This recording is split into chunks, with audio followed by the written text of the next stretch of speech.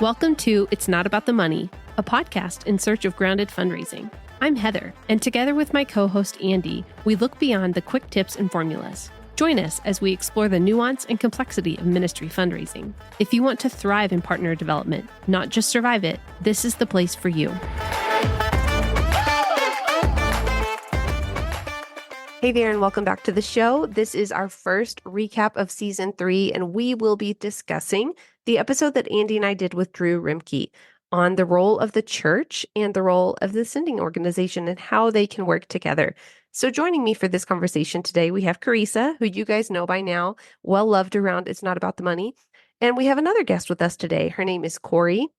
She has worked as a Provisio coach for, I think, the last 5 or 6 years. Corrie can correct me when she hops on, but just a little bit more information about her. So Corrie has actually helped write, well, actually primarily written a curriculum on church partnerships for Provisio that is in production and is hopefully going to be in your hands very soon.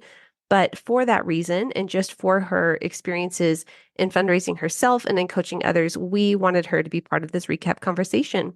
So with that, Corrie, anything else we should know about you? Thanks for having me. I'm excited to talk about church partnerships. And yeah, I've been a coach for about 6 years now with Provisio. Yeah, and a well sought out coach too, I would add. It's been really fun. I enjoy it a lot. Yeah, well, thank you so much for joining us. And Carissa, thank you for giving generously of your time as well. Andy would, of course, love to be here, but he has so many people that he's coaching, which is such a good problem to have, but we do miss him. So as we dive into this recap, guys, I would love to just put it on the table. What stood out? Okay, so for me, first thing that stood out was the three-legged stool, because I had never thought of a partnership being three-way. I had always thought of the missionary and the church are partnering, and then the missionary and the agency, the sending agency, are partnering. But I hadn't thought about how does the church partner with the sending agency, except for just sending a check, And so this, aspect of the agency partnering with the church was a really great idea to consider. What does that look like? And to hear Drew talk about, how Pioneers partners with churches was really eye-opening. I think he said it best when he said the local church is the sender and the partnering organization is facilitating in that. And right. I just think, man, there's such wisdom in that, because the church can't do it all and the sending agency can't do it all. So it really does need to be I think he even said it's a relationship. It is. And each one has strengths, that they can offer to the mission experience. Absolutely. Yeah. And I think he outlined that at one point. I think he said that, the church is the entity that has gotten to know somebody over time, that's primarily responsible for their formation and things like that. Whereas the sending agency is going to step in and give really hands-on training for things that are very specific to that context, right? Or the missions organization or agency will be the one facilitating team and community overseas and things like that. Mm-hmm. And I think about the role that I play right now in the organization I work for. And, part of my role is to make sure people have adequate insurance coverage and make sure that they have the tools that they need for living in team and living in community, safety and security. And Drew even talked about that. What happens when there's a coup in your country, and when you're in your lane of where you excel, then that's only advantageous and not trying to reinvent the wheel. Yeah, and I don't know what you guys have experienced, like even in your own opportunity to go overseas. I don't know what that dynamic looked like with your church. And I know that for every church, it can look different, the level to which they're involved. And certainly, again, I guess this is an opportunity to just say that this conversation is primarily taking place from the perspective of a North American church, and probably even limited in that, because I think even within North America, there can be such a wide variety of the way that your church might engage this conversation. We know that churches in North America, some of them have no context for overseas missions, whereas some of them have been sending people into overseas contexts for decades, maybe.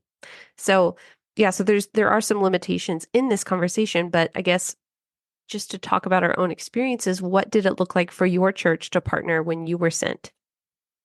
Yeah, that's a good question. So for me, like one of the reasons that I wrote the church partnership curriculum is because so much of my support came from local churches, and I had a dozen churches on my partnership list. Cool. And yeah, so they were giving monthly to quarterly.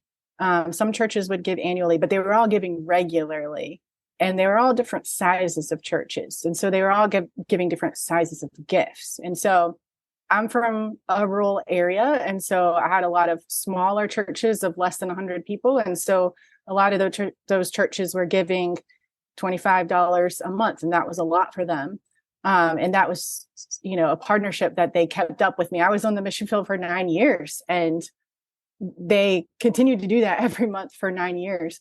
My own church that I grew up in, that I was a member of at the time when I left for the field, they were very supportive, and they supported me the most of any church financially, but also supported in other ways too, just through emotional support and prayer support. That's awesome. It was interesting that he talked about the shift in, it used to be, the multiple church model, 10 to 12 churches was pretty common. And to see that shift now of maybe 2 or 3, and, studies kind of show that as well. In my case, it was my church. It was one. I remember my pastor once saying, I don't want any of you to be sitting here. I want you all to go to the field. And so he was somebody that from the pulpit talked a lot about overseas work. And so when it was time for me to let him know that I was moving to Asia, he was one of my biggest cheerleaders. And he said, yes, please go. We will do all we can. And immediately got me connected with the missions committee, and got me immediately connected with the administration pastor. That conversation kicked off my fundraising journey. So when I started fundraising, I was already at like 15% of my support because the church wrote a check to get me going. What better cheerleading can you have when you already are starting off the ground with that level of encouragement and support? Yeah, absolutely. I also like the idea of entering with a learning posture to find out what a church's vision is, and their vision for mission, and where they're headed. So you could see if you could get on board with them.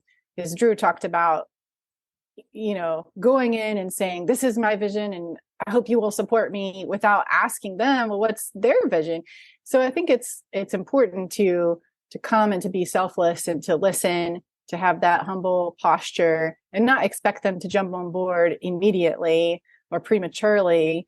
I can think of an example at my church right now. It's a very big church, and they have to be very particular about who they support and how they support. And so they specifically only partner with missionaries who are reaching unreached people groups, and church planting in unreached people groups. And yes, there's a lot of people from our church who are doing great missional activities around the world, but they're not necessarily going to be one of our primary partners.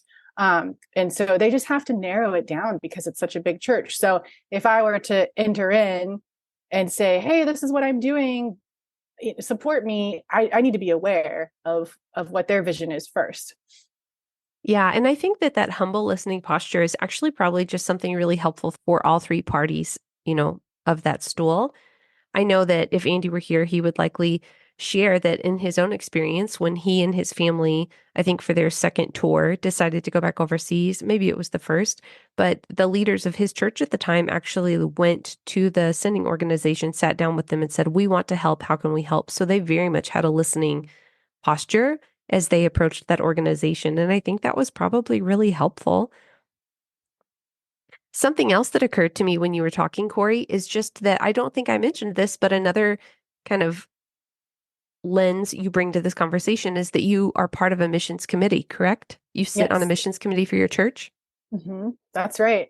Yeah. So we have a lot of missionaries or potential candidates come to us who don't fit that model of church planting among unreached people groups. And so our job as the missions committee is to talk with them through their vision and mission for what they want to do. And then we have a budget that's separate from the partnership budget. So we have two budgets. Like we have one for the main partners with the unreached people groups. Then we have another budget that is for people who are doing other random mission activities. And so we interview them, we pray for them, we find out what are they passionate about and get their updates. But we also support them sometimes, on a one-time basis or on an annual basis. So it's a little bit different from the partner missionaries. Is there a pool of orgs that are kind of on the highly recommended list that fall outside of the people groups that you would steer people toward? When it comes to my church, we don't have a list now. Okay. Personally, I know of a lot of organizations that I would steer people towards. But I guess we just started doing this model, and having a missions committee to help people who are looking at other ways of doing missions besides the partner missionary. So we just started that in the past couple of years. So we don't really have it built out that much. Okay. Because one of the things that Drew did talk about was, if you have somebody in your church that's looking, but they really don't know where to start, the church having some strategic partnerships so that they can help. We do have that actually. So half of our partner missionaries are with a local missions organization, and that organization has internships and 2-year commitments. And so we do steer people towards that. So yeah, I hear what you're saying. It makes sense. Mm-hmm. Yeah, cool. I think that's a really cool model. And I love that your church has, in that model, found a way to still honor the ways that the Lord is calling people that might fall outside of the burden that the church has been given for their partnerships, right? I really like and appreciate that the committee makes space for people, that it's like, yes, for every point, what you feel called to do lines up with the burden that this church and these pastors have been given for how to steward resources.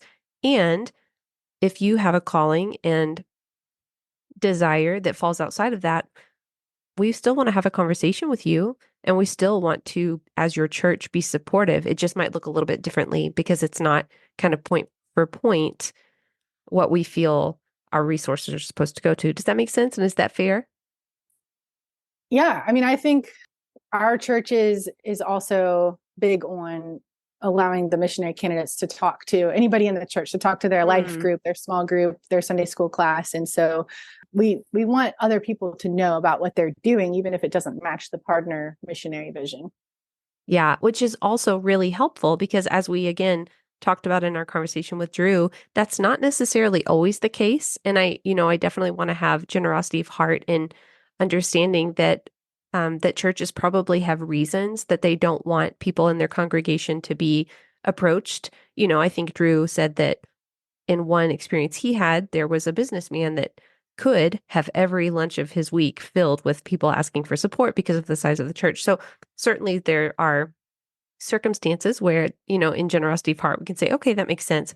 And it's also really hard when people feel like they don't have the option to approach the people in the church. Mm-hmm. I'm thinking back to one of your interviews from last season with Misty, who is one of the people that, is able to financially give, and the tension that she holds in continuous asks. And I feel like she really articulated that well, but it's something that you don't often think about when you're the one doing the asking.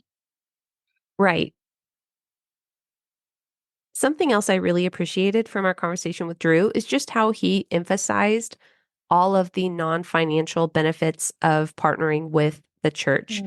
I mean, there are so many, and this podcast is called It's Not About the Money, and we truly mean it, right? You don't partner with a church simply because they are poised to provide resources. It's really holistic, right? And some of the things that he said happened in his life as a result of the partnership with his church was just practically they needed a worship leader, and the church provided someone.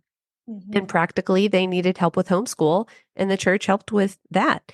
And then even when he was starting his own business, there were businessmen within his church context that were able to kind of mentor him and come alongside him in that. And I think those are all really critical and important elements of care and help. Oh yeah, that's huge. And I love what he mentioned about the discipleship aspect too, that churches take the long haul. They develop people in character, they see someone's personality over a long period of time, and they can help them increase in Bible knowledge and shape and form them through scripture in a way that a missions agency can't do in a 6-week orientation. So that was really helpful. Mm-hmm. I think that when you can do it well, it serves the person that's being sent, knowing that the church might have knowledge of spiritual formation or maybe some family issues that might help the organization in how they train that person, how they shepherd them through the process, so that when they get to the field, they have a good support system. Mm-hmm. Right. Both are so integral to supporting that missionary. Yeah. I know Andy's family had experienced the Barnabas team from his sending fellowship, and he has talked about that repeatedly. And actually, I have another friend serving in Asia whose church does a similar thing. And so when he was on a home assignment, he came home to gas gift cards and restaurant gift cards, and he came home to just being so well cared for during his time at home.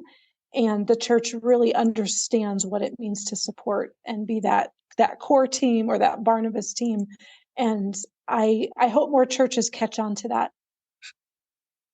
Corrie, in your own experience of being sent, did you have anything like a core team or a Barnabas team or a care team specific to you? I didn't really have much fundraising training. I wish that I had that Provisio existed when I was raising support, because I just read a manual and did what it said, but I didn't have really anybody caring for me and shaping how I viewed fundraising. So I think I had a organic core team where I put the word out to people about what I was doing, and then certain people arose to the top of saying, yes, this is going to be good for you. And those people really stood out to me because I started fundraising in the 2008 recession. And there were a lot of people who were naysayers, oh, you should not be doing this. This is a rough time to graduate from college and start a career. You really need to just find a job, a real job. And so the people who stood out were, I guess I would call them my core team now, because they encouraged me so much, but I didn't think of them in that sense. But those were the people who had great faith. Those were the people who, would say, well, let me give the first dollar, or let me encourage you, let me pray for you. And yes, you should definitely take this step of faith, because this is going to result in good fruit. So those people, that's why I was able to do what I did, because people believed for me, even when I kind of doubted it. Wow, Corrie, I'm so glad you shared that, because it really ties in with something that Drew said toward the end of the podcast when he was talking about his newsletters that he sends, and those being a remembrance of the Lord's faithfulness, and being able to take a step back and say, look what the Lord did. And man, you can look back on that now, 15 years later, and say, yeah, there was a recession and we all feel the effects of the 2008 recession, but look what the Lord did. Yes, absolutely. And the crazy thing is, I wrote about this in my blogs on the Provisio website, but I raised 150% of my budget in the 2008 recession. Wow. And it blew me away. And it was a huge confirmation from God that this is what I'm supposed to be doing. Mm-hmm. And, I kept all of those newsletters, and I still have them. And, on the front, I kind of named the little notebook, Celebrating 9 Years of God's Faithfulness. Because that's what it was. It was, in every single newsletter is a testimony to his faithfulness, not just financially, but in so many other ways, and all the answered prayers, and all of the amazing supporters. I'm also glad you said that, because actually our next episode that will air after this one is with a couple, Spencer and Annette. They have been working in support-based ministry for, I think, one of them 33 years, one of them 39 years. And the topic that we held with them was what you do when people aren't supportive. they had many people say, you should get a real job. You're throwing away your education, things like that. And again, so they had that opposition, but they also said that, God was 33 and 0 for the 33 years that, the speaker at the time, his wife had That's 30. awesome. Yeah. And he said that in that 33 years, in 1 month, he missed half a month of paycheck, but then a couple of months in terms of like, if you're looking at it as a paycheck every month. But then a couple of months later, the Lord blessed them abundantly, and it more than made up for that half a month that the Lord, or that seemed like what they expected wasn't there. So I really think it is so cool to have reason to look back and think, wow, God was faithful. And we say this over and over, but working in support-based ministry or in a support-based role really does posture you to look and remember because it's not assumed. You understand, wow, God provided this each month, and he always does for somebody that has a regular standard paycheck. It's ultimately always the Lord's grace, but I feel like there's Yes, unique invitation in support-based work to stop and remember. so true.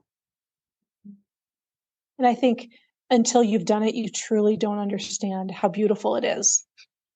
Hmm.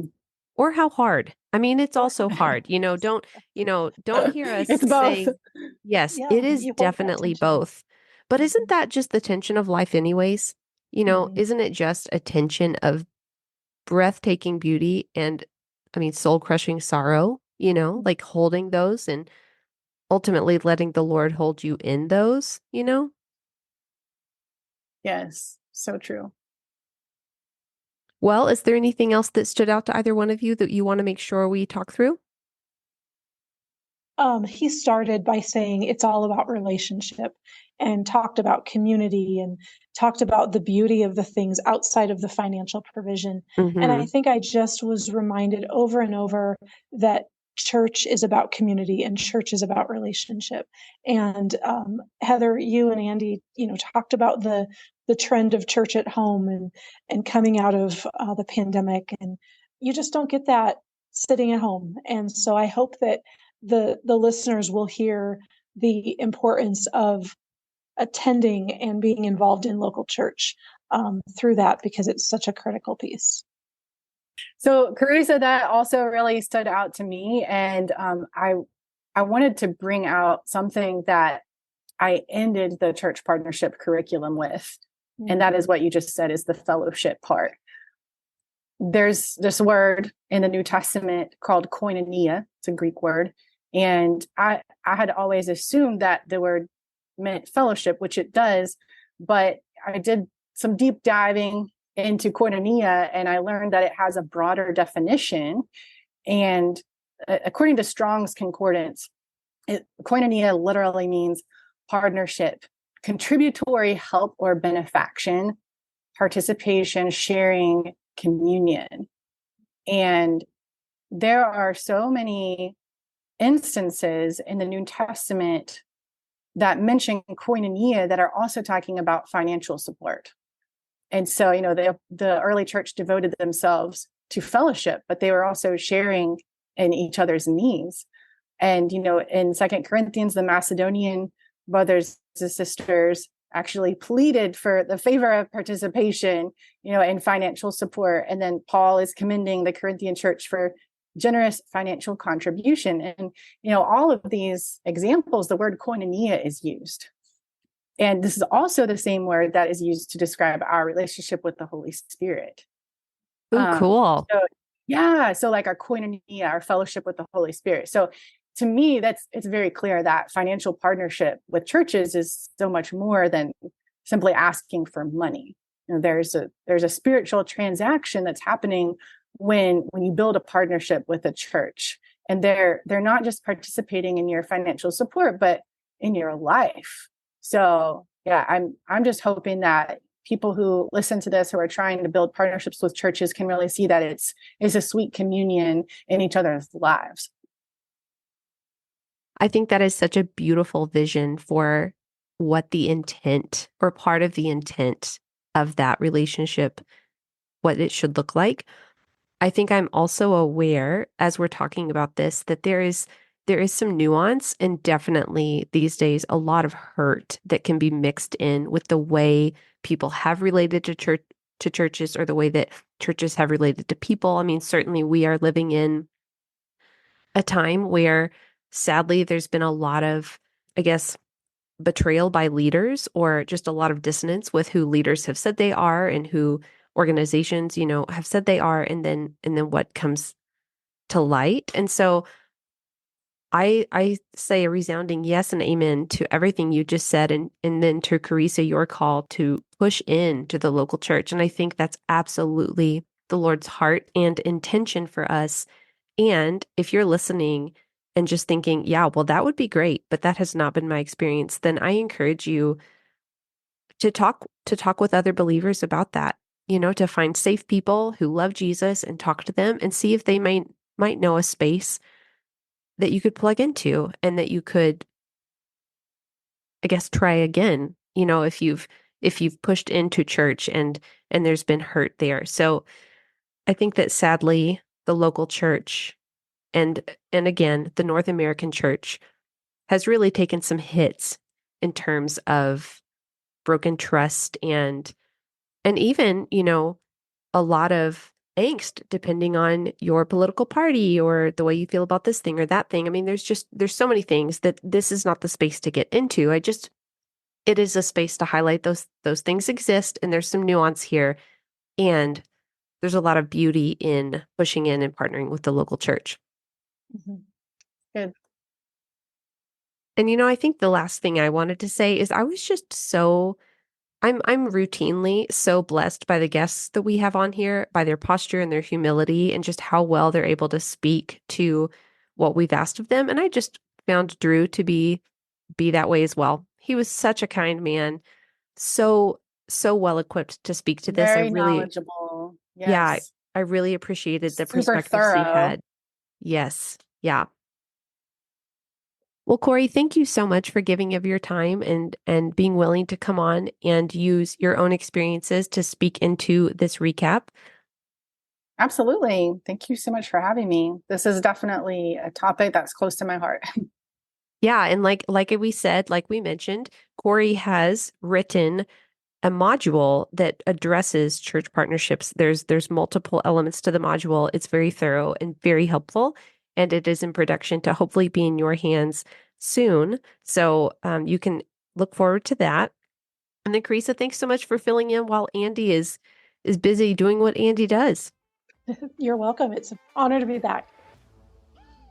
All right. And next time on the podcast, we will be talking with Spencer and Annette Nickel on what to do when people aren't supportive.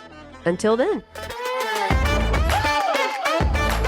It's Not About the Money is presented by Provisio Fundraising Solutions. Provisio equips support-based workers with flexible training, practical resources, and one-on-one coaching. Find out more at provisiofundraising.com.